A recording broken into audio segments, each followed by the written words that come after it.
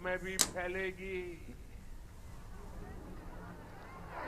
हाल में ही असम का जोहा राइस इंग्लैंड और इटली को एक्सपोर्ट होना शुरू हो गया है।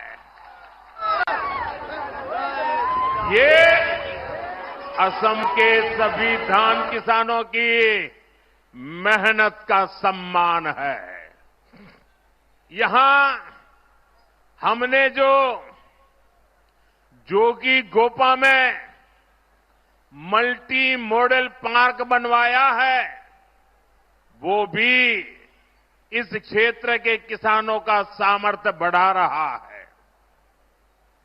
वहां ऐसी सुविधाएं हैं जिससे किसानों की फल सब्जी और अन्य उपज सुरक्षित भी रहती है और एक्सपोर्ट में भी बहुत सुविधा होती है।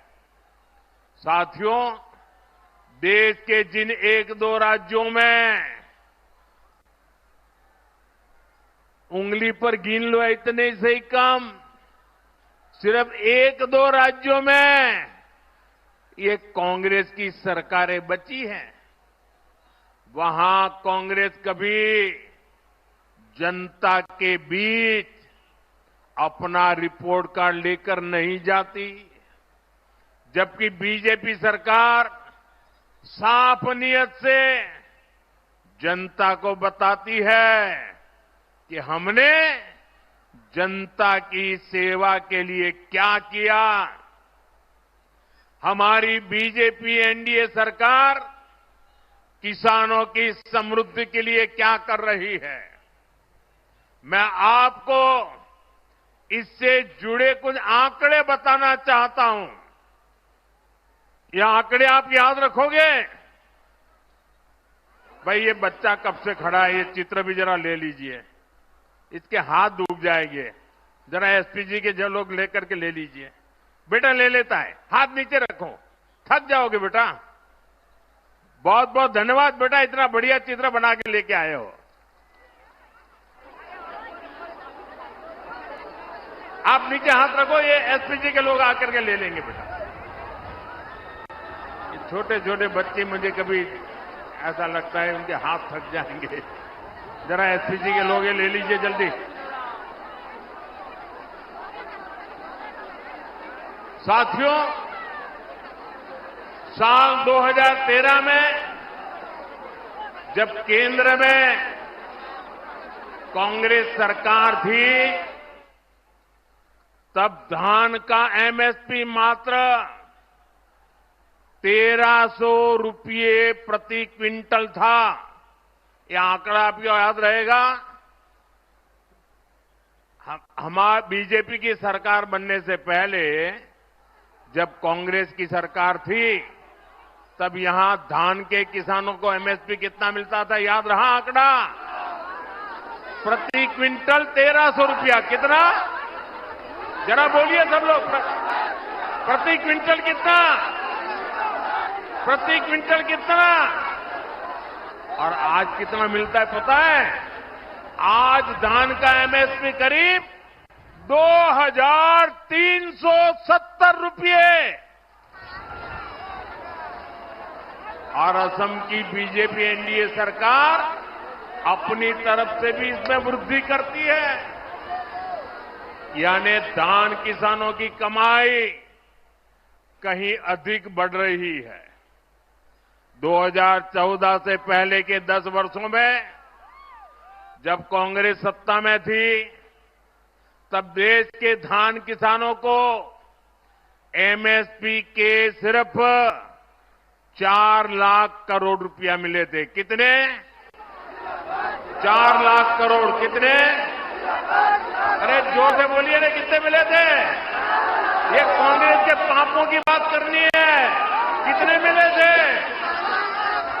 लेकिन 2014 के बाद 10 वर्षों में हमारी सरकार ने धान किसानों को 4 गुना अधिक 16 लाख करोड़ रुपए एमएसपी के रूप में दिए हैं। उनके 4 लाख करोड़ और हमारे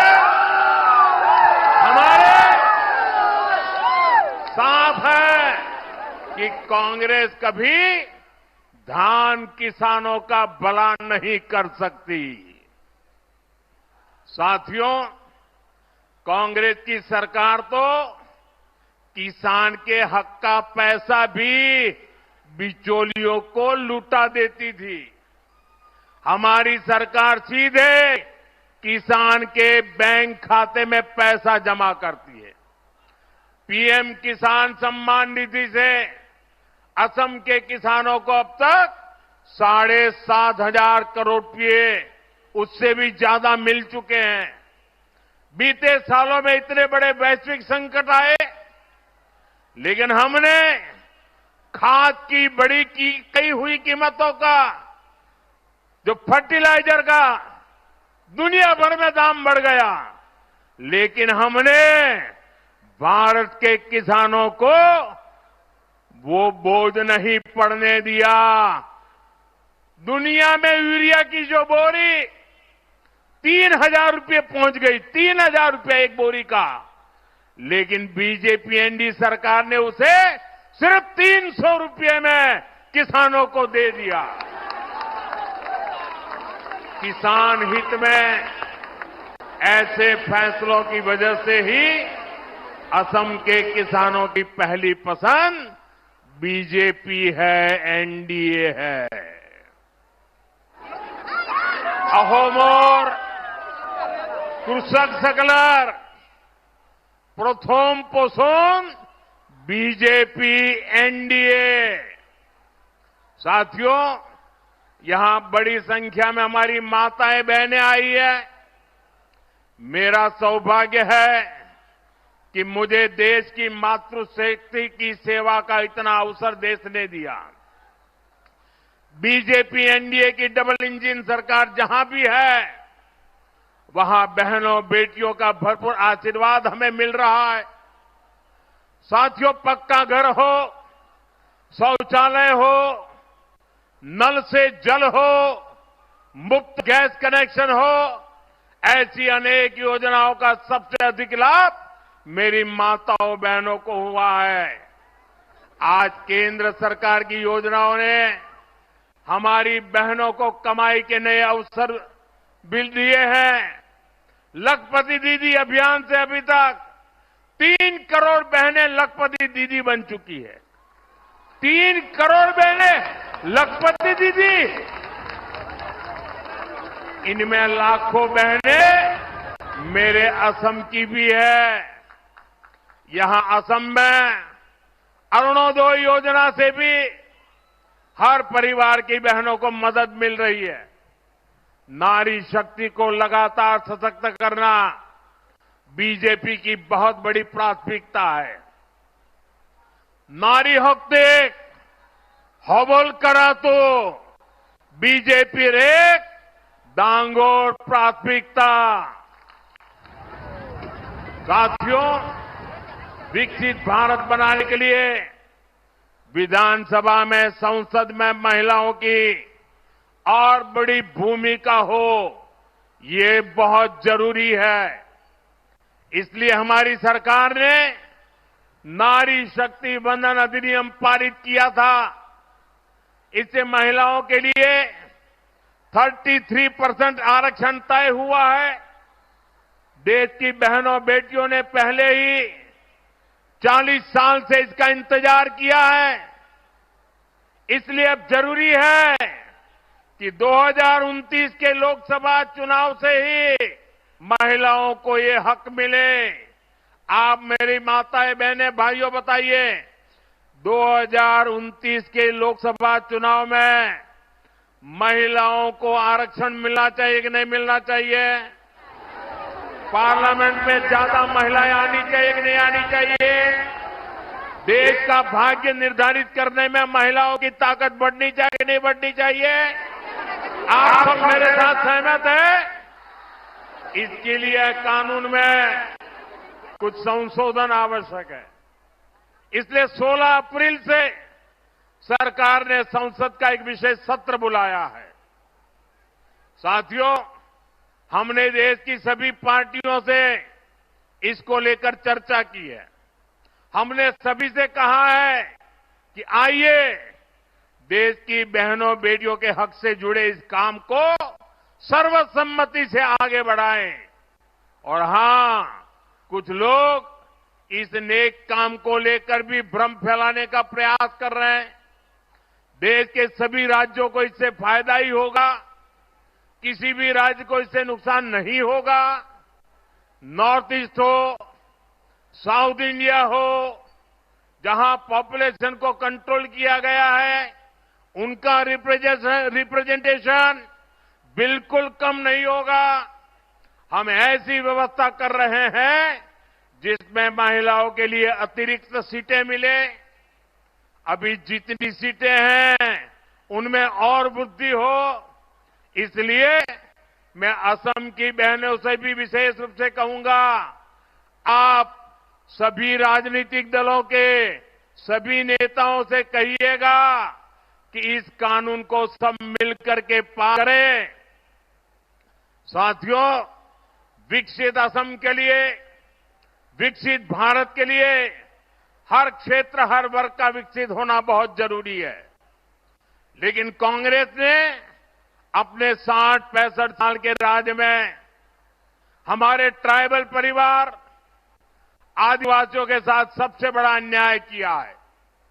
सबसे ज्यादा गरीबी अगर कहीं थी तो आदिवासी क्षेत्रों में रही, और हिंसा की, बम बंदूक की सबसे बड़ी समस्या कहीं थी वो आदिवासी क्षेत्रों में रही। देश के ट्राइबल समाज को कांग्रेस ने सिर्फ यही सब कुछ दिया। साथियों, कुछ साल पहले तक नॉर्थ ईस्ट में ही हर वर्ष औसतन 1000 से अधिक लोग उग्रवाद के कारण मारे जाते थे।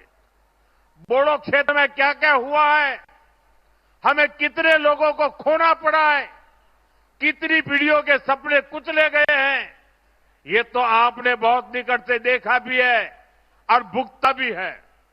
सालों साल एक खूनी खेल चलता रहा, क्योंकि कांग्रेस की राजनीति, कांग्रेस का करप्शन इसी से फलता फूलता था।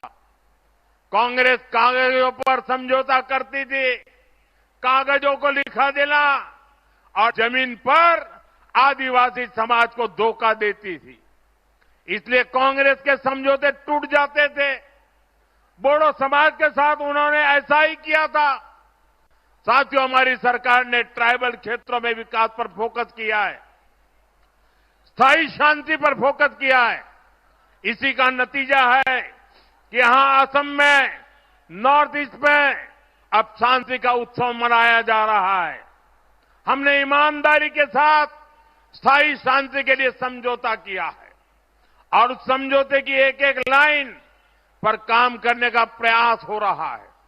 ऐसे 10,000 युवा जिन्होंने बंदूक छोड़ी है, उनको मुख्य धारा से जोड़ने के लिए काम किया जा रहा है। साथियों, मैं असम के आप लोगों से कहूंगा, यहां के नौजवानों से कहूंगा, असम में शांति अनेक बलिदानों के बाद आई है।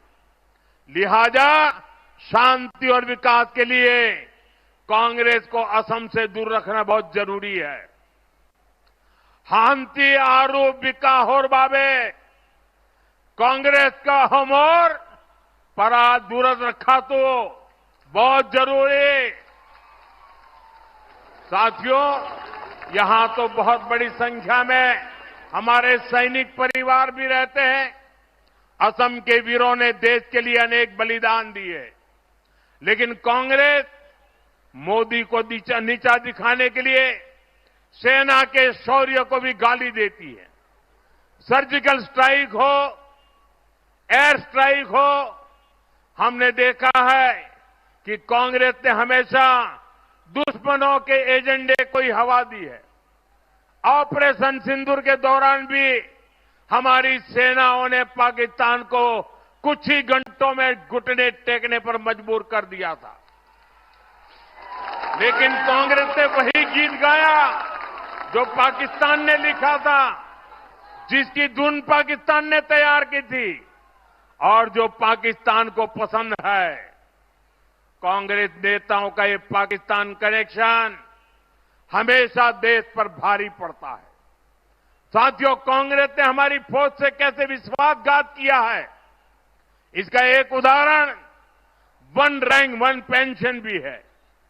कांग्रेस ने मेरे फौजी भाइयों को दशकों तक ओआरओपी से वंचित रखा। कांग्रेस सिर्फ 500 करोड़ रुपए दिखाकर झूठ कहती थी कि ओआरओपी लागू करेगी। ये बीजेपी एनडीए सरकार है जिसने ओआरओपी का लाभ मेरे फौजी परिवारों को दिया और अब तक 1,24,000 करोड़ रुपए से ज्यादा यानी करीब करीब 1.25 लाख करोड़ रुपया ओआरओपी के पूर्व फौजियों को उनके खाते में जमा कर दिया गया है। साथियों, सत्ता के लिए कांग्रेस कुछ भी कर सकती है और असम को इसका बहुत नुकसान हुआ है। हमारे बोडो समाज की हुदुम पूजा और कोज राजवंश